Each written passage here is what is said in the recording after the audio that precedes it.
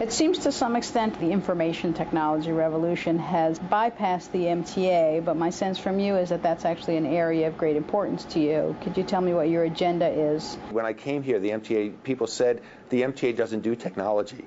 And that just can't be an acceptable answer for the M.T.A. So we've been trying now to rethink how we're doing technology. The way we build capital projects to have a 100-year life, that just doesn't fit with technology that changes in massive leaps and bounds every few years. So I think one of the things that we've tried to do is to recognize that you can't do technology projects in that way. We're opening ourselves up to the application development community. On our new website, we have, for example, created a section there in which we're putting information there.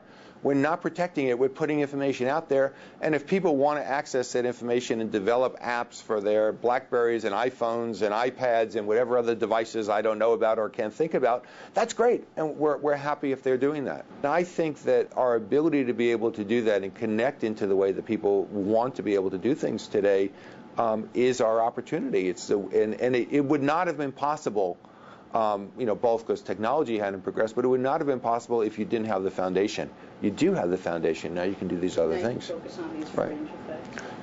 One of your mantras has been that really to do anything, the agency has to restore the public trust. And I wondered if you could talk a little bit about where the public trust was lost, how it can be regained. One of the beauties of the M.T.A. is that it is a truly essential public service, and people know that they want it, they need it.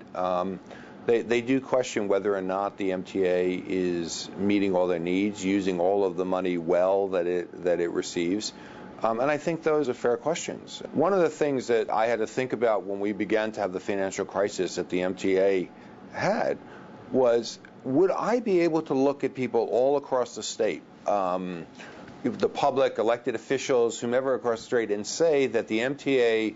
was using every dollar that it receives wisely? Whether that dollar comes from fares, whether it comes from tolls, whether that dollar comes from taxes, could I look at people and say that we were using every dollar wisely? And the answer was no.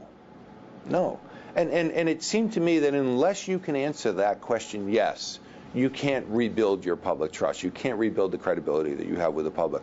We've been in a process now of making every dollar count, of undertaking this, and really, particularly given the nature of the financial crisis that we're in, showing people that we understand our responsibility is to be able to use the money well, and that is the first order thing that we have to do before we talk about anything else.